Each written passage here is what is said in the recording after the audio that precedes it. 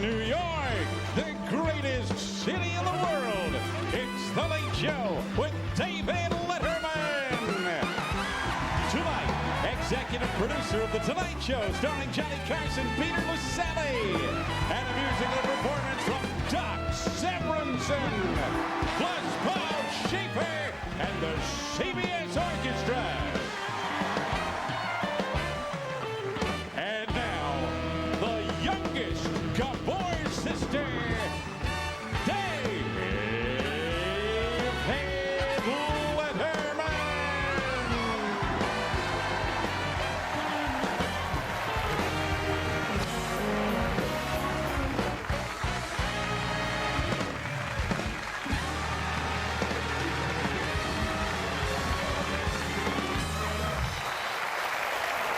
Thank you. Thank you so much, ladies and gentlemen. Welcome to The Late Show. How about this for bad news? Here in New York City, the basic cab fare, say you're from out of town, you want to take a cab someplace, the basic cab fare has gone up from $2 to $2.50. $2 to $2.50. Or as any cab driver in New York City can tell you, that's a 22 rupee increase. Don't...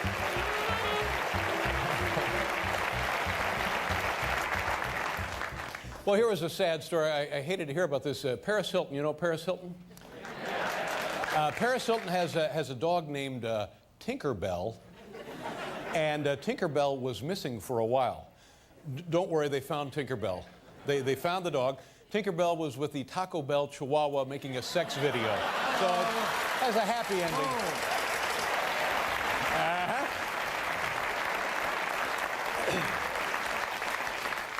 How many people are on a low-carb diet? And do you find that it's working? Is it effective, the low-carb diet? It's everything is low-carb now. They have the low-carb beer, they have low-carb pizza, low-carb ice cream, and earlier today, I was reading in the Times something that makes no sense to me. You can now actually buy low-carb condoms. Were you aware of that? Makes no sense.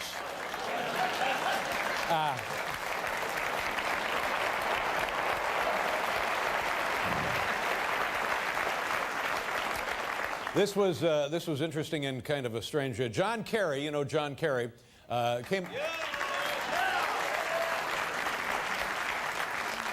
You heard he didn't win.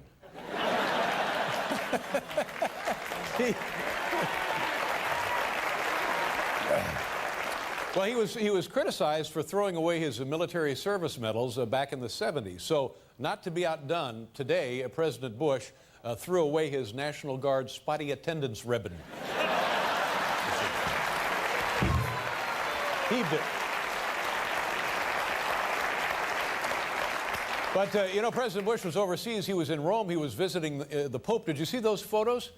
Oh, my God, the poor guy, he looked old. He looked just confused, like he didn't know where he was. And then the Pope told Bush to relax and enjoy himself. And then after that, everything was fine after that.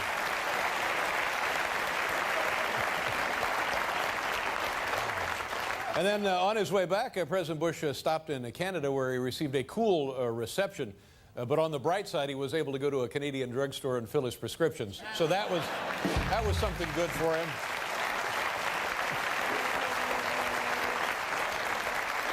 I saw this in the paper over the weekend. The Red Cross went into Iraq to interview, what's his name, Saddam Hussein, you know?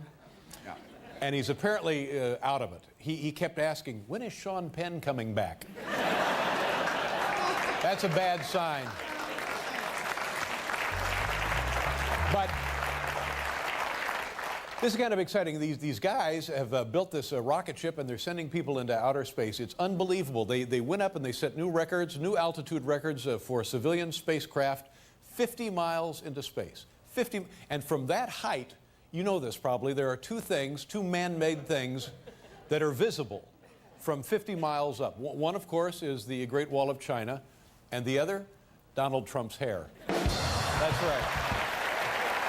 Two things. Ladies and gentlemen, here's Paul Schaefer.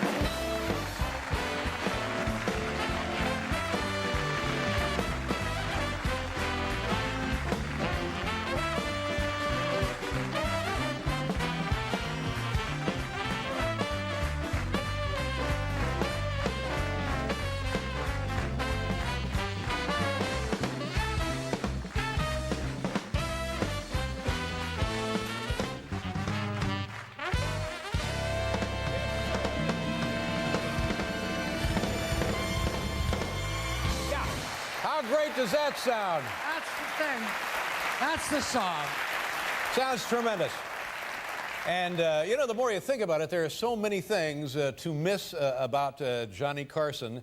And when this all happened, I had the strange feeling that I had been through this before, and I'll tell you why. And I think many people felt this way. I was nearly this sad when the guy retired, when you find out that he's actually passed away, because he's, you know, that part of our lives. And Johnny Carson, and you probably all know this, I just want to underline a couple of things here. He was like a public utility. You know, at the end of the day, that's who you wanted to be there, you know. It didn't make any difference what kind of a day he had, if he had a great day or a bad day, or, you know, the Watergate and Vietnam and the Gulf War, and it didn't make any difference who was president, didn't make any difference. So what the economy was, or the unemployment, or what was going on.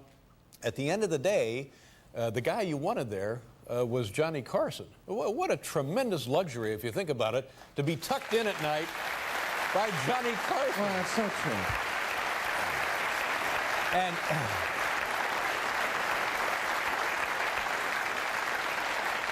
And the thing that I used to love most about Johnny Carson, and I guess I have a different perspective, because if you think about it, there's really only a handful of people in the world who kind of do this.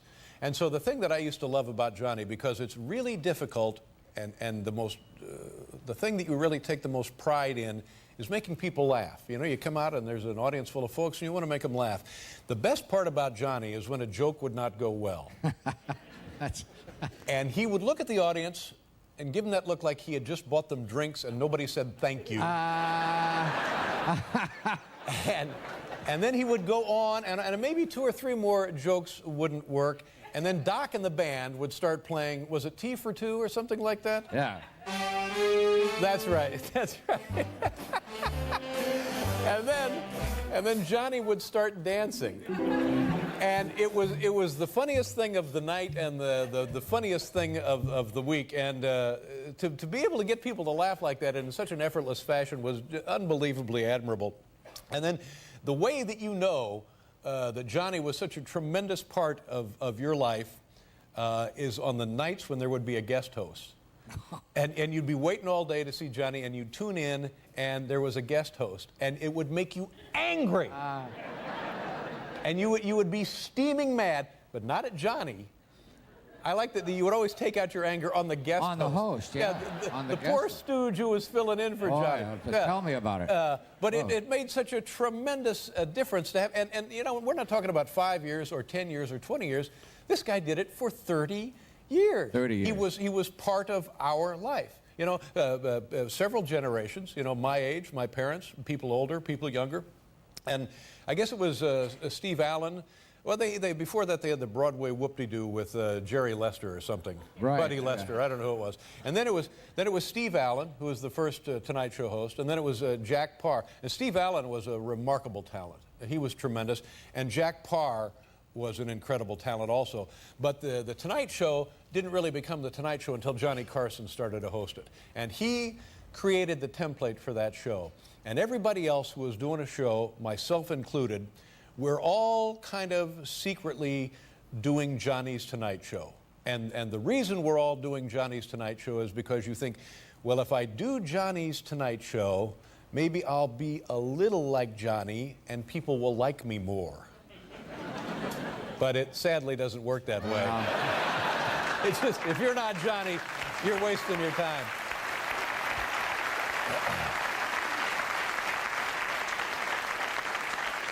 I mean, really everything, the band, the chairs, the desk, the announcer, it's all because we just want to be a little bit more like Johnny. And I moved to Los Angeles from Indianapolis in 1975, and the reason I moved is because of Johnny Carson and The Tonight Show. And I'm not the only one. I would guess that maybe 3 generations of comedians moved to be where Johnny was, because if you thought you were funny and you wanted to find out if you could hit major league pitching, you had to be on The Tonight Show. And that's exactly what I did. And all of my peers moved out there for the same reason. And I was lucky enough to be on The Tonight Show in 1978. And from that, I got a show that Paul and I used to do over at NBC. And from that, we got this show. And truthfully, no stretch of the imagination I owe everything in my professional career, whatever success we've attained, to Johnny Carson, because he was nice enough to give me the opportunity, and throughout my career was always very supportive. As a matter of fact, every one of those jokes I did a few minutes ago were written for us over the last couple of months by Johnny Carson, and tremendous act of friendship.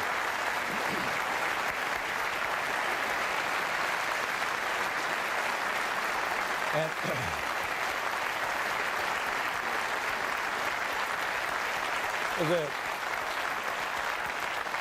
a friend of mine who's been on the show before, and Paul knows him quite well. His name is Tom Dreesen, and Tom and I started out as comedians about the same time in Los Angeles. And Tom's fond of telling a story, and when Tom's fond of telling a story, he'll tell it 1,000 times.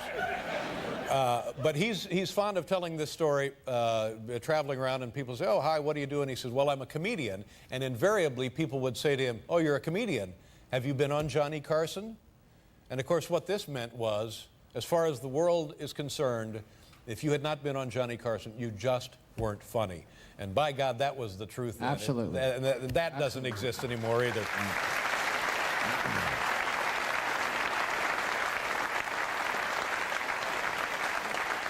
The first time I was on the Tonight Show as a guest was November 24th, 1978.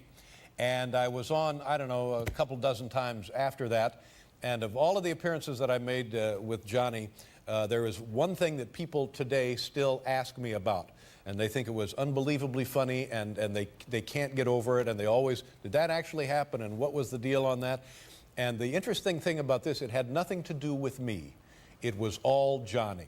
And this was at a time when we all thought we were kind of, setting new territory for comedy and being cutting edge. And, right. And the truth of it is, Johnny was still the best and could still do it and always did it effortlessly. So this is something that happened to me on The Tonight Show, and the date of this was April 18th, 1986. And this was right in the middle when we were doing the show over at NBC.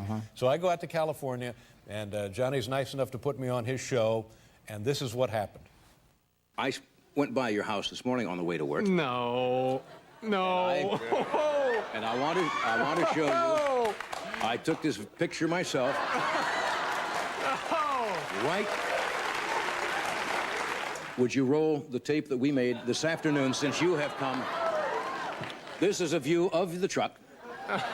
We took this. I want you to see this fine automobile close up. Take a look at the appointments inside the cab. It was locked. Now look at this. Look at the seat. This is David's truck. Yeah. Look at this fine automobile. Parked out in front of expensive homes in Malibu. Oh, good. Steal it, sure. What, did you get some of Gaddafi's boys to go out there? What the hell is this? They're stealing a truck. No. And there you go. David, this is your truck.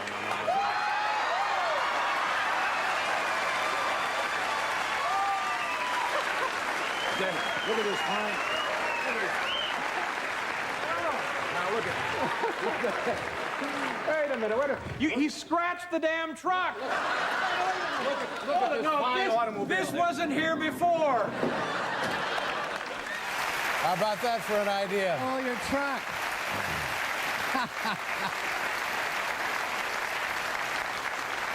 The thing I love about that in watching that, I'm just sitting there. I bring nothing to the table. It's all Johnny. He's in complete control, and I couldn't look like a bigger boob. I'm very happy about this program tonight. I'm sorry that the circumstances are so sad that cause us to have this show tonight, but we're going to do it, and I think it will be enjoyable. Two good friends of Johnny Carson are on the program.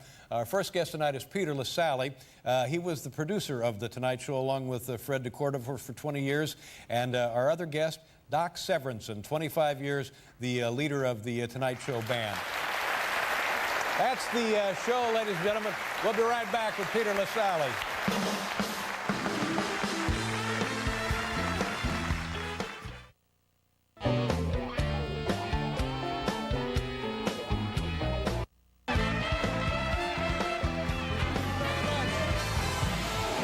Welcome back to the program, ladies and gentlemen. Peter LaSalle, the producer of The Tonight Show and a good friend of Johnny Carson's, and also over the years a good friend of mine, is on the show this evening, and we'll be chatting about Johnny and his life and his career and their friendship. Also, Doc Severinsen. And I understand from rehearsal that this was tremendous. Doc is here. Doc is not here. Doc is here? Doc is here. Doc is here. No, Doc is not here. Doc is not here. Doc is not here. Doc Severinsen and our band, and also Tommy Newsom and Ed Shaughnessy from the old Tonight Show Orchestra. Revered members for many years of the Tonight Show That's Orchestra. right. Yeah. Will be performing Here's That Rainy Day. And I'm told through Peter and also through Doc that this was one of Johnny's all-time favorite pieces of music. Favorite ballad, apparently. Yeah. So that'll be a lovely thing for us. And before we bring out Peter, you know, after Johnny retired, which was in '92, he was nice enough to appear on this program in little cameos and little skits and stuff that we would do from time to time. And it was always a great kick. And we put together a few of those moments. Take a look. Please say hello to Johnny Carson.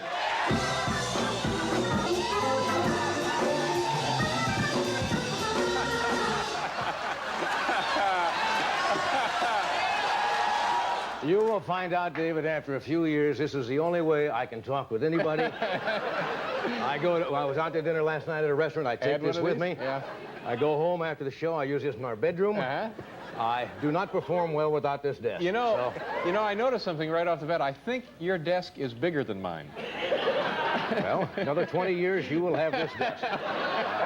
How are things going there in California? Pretty good. The mudslides are putting out the fire. Well, Look, he still got it. Dave, how you doing? what a surprise. Yeah. Listen. Dave, very often after I finish my show, I come to my office and have a camera standing by just in case somebody might call. David, I'm going to fax you this joke, and no matter what happens back there, it left here funny.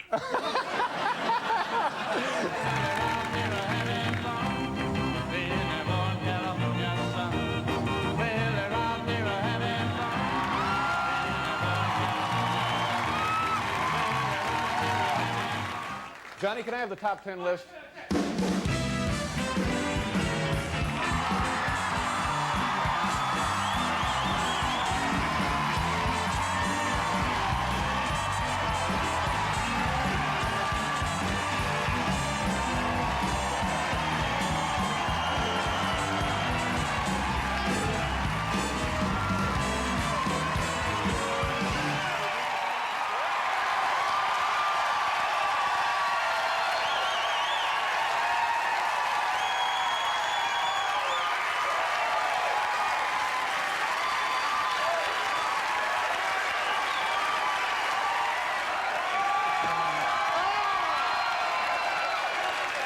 Thank you, Johnny. Good night. Nice to see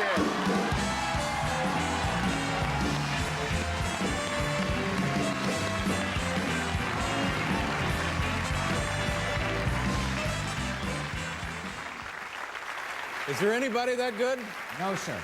There's nobody that good, and maybe one day there will be somebody that good, but right now, all of us doing these shows combined collectively are not that good. Wow. And you get the feeling that in the case of Johnny's show, people actually watched it. In the case of our show, you get the feeling people are just kind of putting up with it. You know? I don't know. I mean, when you see the two of us together, would you rather watch my show or his show? No, I'd rather watch his show, for God's sakes.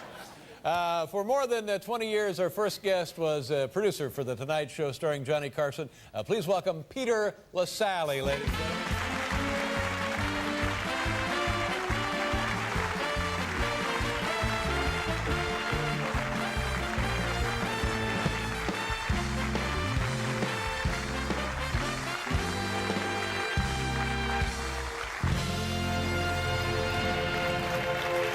Good to see you.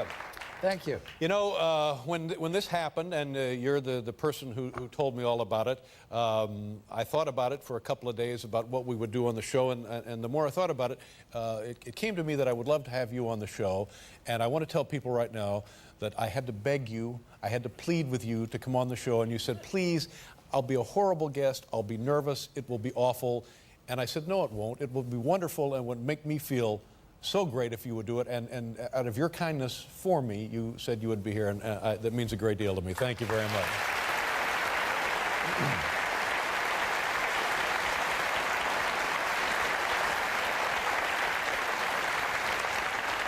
When you see those videotapes, and when you see the videotapes of Johnny for the last 9 or 10 days or whatever it's been, what memories come to mind? When I see those tapes, I think to myself, in some cases he had been retired up to 2 years. He looked tremendous, and he was still as funny as ever. And you wonder, why did he retire? Why did he retire?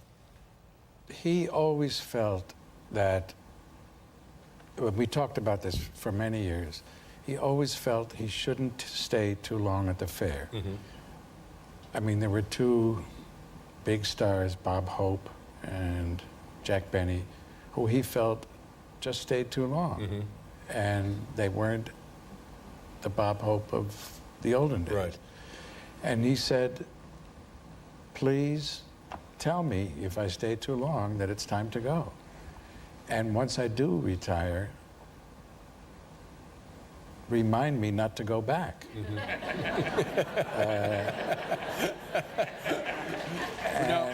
And I didn't have to do that.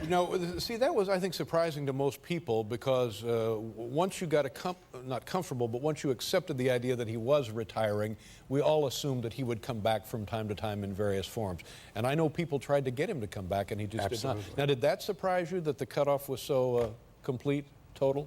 No, it just made me realize what a classy guy he was. Mm-hmm. That was the smartest thing he could have done. Right. Because the temptation is to go back. Yeah. I mean, when you do a show like yours and you get possibly a standing ovation every day, all of a sudden it ends, you would want to go back Right. and recreate that. But he never did. He knew he wanted to be remembered as he was at the top of his game. Now you mentioned something that I found hard to believe, that you really didn't become good friends with Johnny until after the retirement. Is that true? That's true. And what was that friendship like, and how was he different after the retirement? He was much more relaxed. He was much more open. He was much warmer. I mean, he was always a shy man who was not comfortable with people, really. And when I used to see him in the last 10 years, he was just outgoing and relaxed and had a wonderful time. Right. And it's, I guess, some load dropped off his shoulders. Did he ever talk about missing the show at all?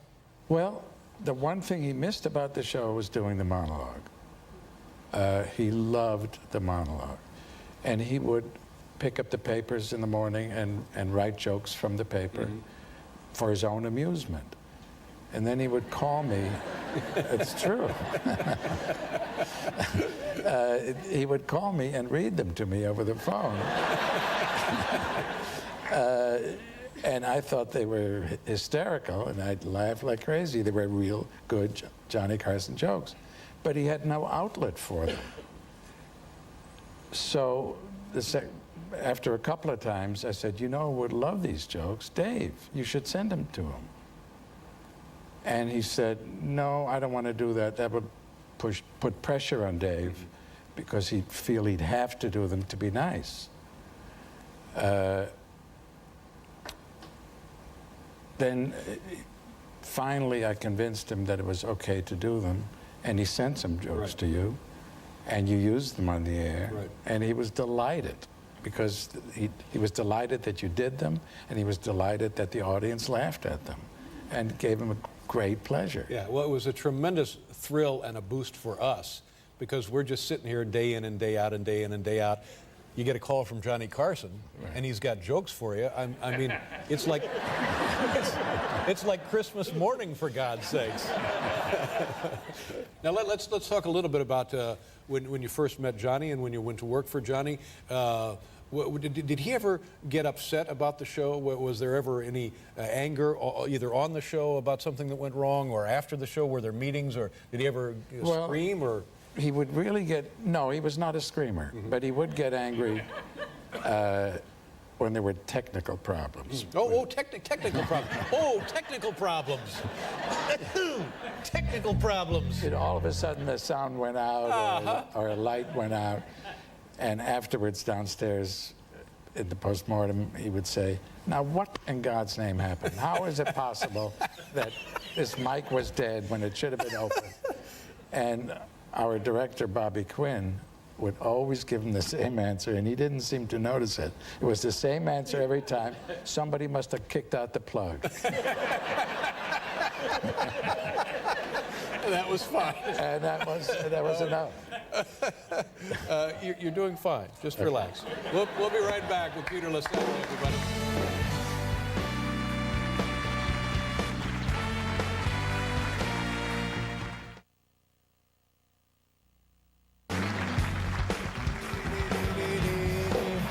Peter LaSalle, producer of The Tonight Show.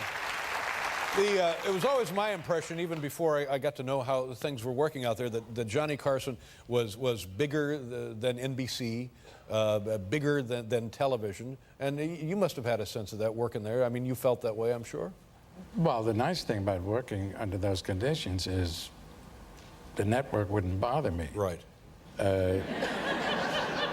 It's a luxury that isn't always there. Yeah. So, yes, I'd just say, well, that's the way Johnny wants it, and that would be the end of the discussion. I've been trying to think if there is as big a star on television today as Johnny, and I don't think so. I tell you who comes close to mind, and people will probably laugh about this, but somebody who is nearly as good as Johnny is Regis Philbin. And I think Regis does a tremendous job, but the difference that you just pointed out is you can push Regis around. It's true. Yeah. But you could never push Johnny around, could you? That's right. And it's fun to push Regis around. Yes. Will you please have dinner with him? I'll try. Did Johnny ever tip his hand on the air? Did he ever get angry with a guest or short-tempered with a guest or anything malfunction with a guest? Well, I was always waiting for the moment where Johnny might lose it and actually say to somebody what he was thinking, which I'm sure you've been tempted to do. There was a time when one of the Charlie's Angels ladies was on the show. Not one of the original four, one of the ones that came later. There were many? I didn't realize. Oh, yes, there were replacements. So it was one of the later ones. And I didn't want to be mean, but she was dumb. Dumb. I don't think that's mean. And she was babbling on, and I could see Johnny's eyes glaze over. And I thought, oh, please, don't let him lose it now. And after she went on and on, he leaned over to her and he said, have you ever read any books?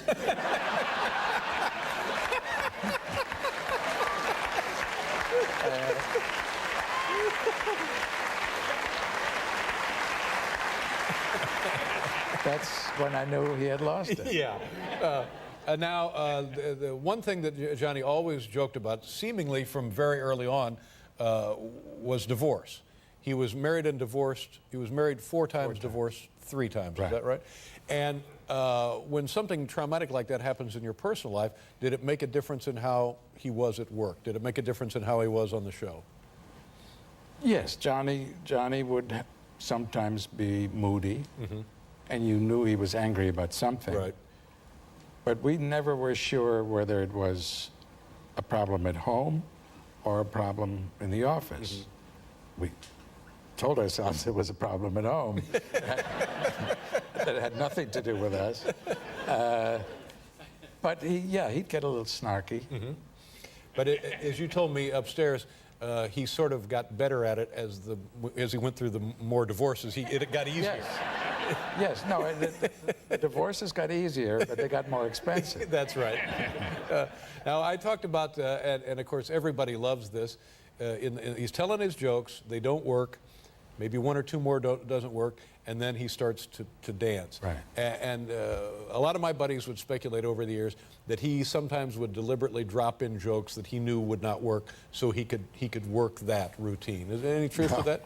No. Yeah. No. You know there are many bad jokes to be delivered. Oh, yes, I certainly do. And you just do the best you can with him, and he was really good at it. Yeah, yeah. He did a lot of characters on the show. Art Fern. Yes. And he loved Art. Floyd Arturbo. Right. Aunt Blabby. Right. Karnak. Right. Who am I leaving out here? Audience? Which, did he have a favorite one of those? Well, he loved Art Fern, Yeah. I think. He loved Art Fern, and he loved the Tea Time Lady. Oh, there we go, right there. But I'm right about this, aren't I, Peter, that it didn't make any difference what the character was. It was, you knew it was Johnny. Yes. And Johnny would always let you know, no, I'm still in here. I know I'm not fooling anybody with this. Right. We're in here, and you just got a big kick out of Johnny. Absolutely. The other thing I like is his lunch. He would often bring his lunch to work. Yes, he did. And That's amazing. What would he have? it was in a little brown bag, Right. and he never ate in front of us. I don't know. Perhaps didn't want to share? No, I think if you're a big celebrity, you don't want anybody to watch you eating. Maybe so. Have you ever eaten in front People of have other seen me eat, yes. I don't care for it. Would, after a show, would he go out to dinner with guests? No. No, absolutely not. Which is familiar to you, isn't it? It is a little bit. We'll be right back here with Peter LaSalle.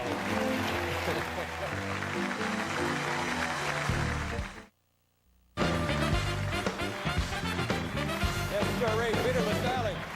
Let's tell me about the day. What time would Johnny come to work? He'd come to work about 1 o'clock, and we'd go meet him downstairs, and we'd just talk about our lives Right. and what's going on in the world. Was there a rehearsal necessarily? Yes, there would be a sketch rehearsal and music rehearsal. And then we would do the show, and afterwards we'd go downstairs, and I would be the negative one who would say, boy, that guest didn't work, Yeah. or when you did that joke, that sure died. You would say, you would tell Johnny, you would And, remind him. Well, he would say, it's okay, it'll play better on the air. Oh, oh. That was always the Right. final solution. And it tended to be that way, didn't it? It tended to be that Yeah. way.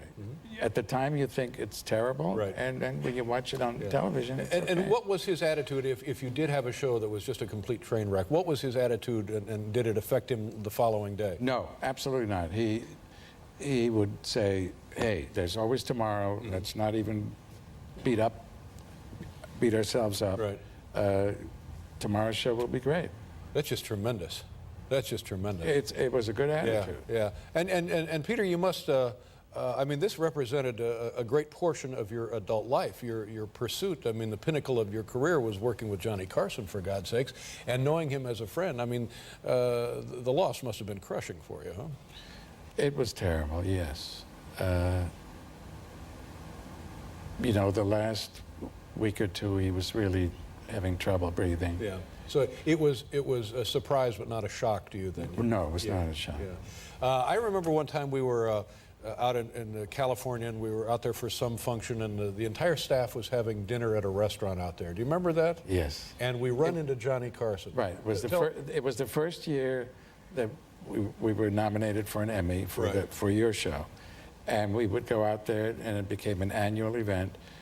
And you flew out the entire cast and crew to be there at the Emmys.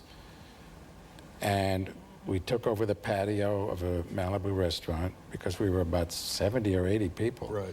And there were about 10 or 12 tables.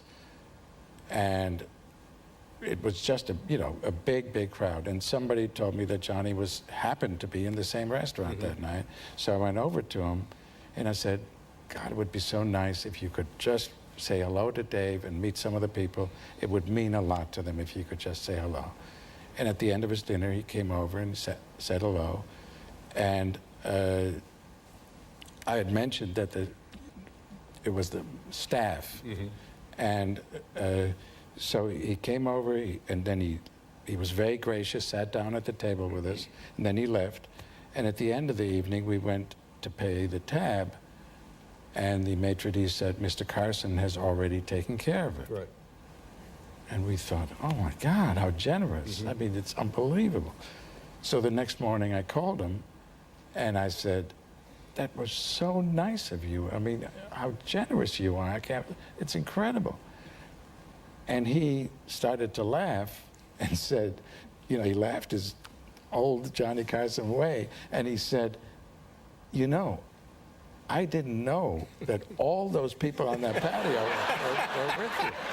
I thought it was just the people at the table. The bill was about 10 grand or something. 10 grand.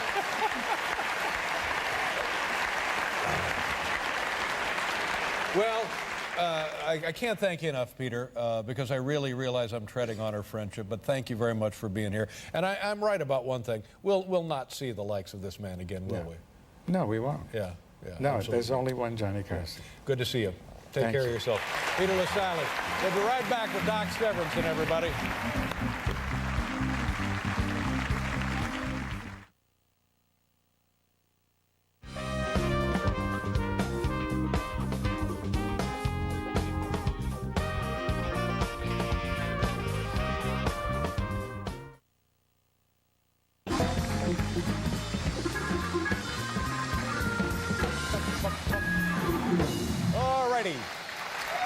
It's going to be very nice. Our next guest was the musical director of The Tonight Show, starring Johnny Carson for 25 years, and now performing with Tommy Newsom and Ed Shaughnessy. Please welcome Doc Severinsen.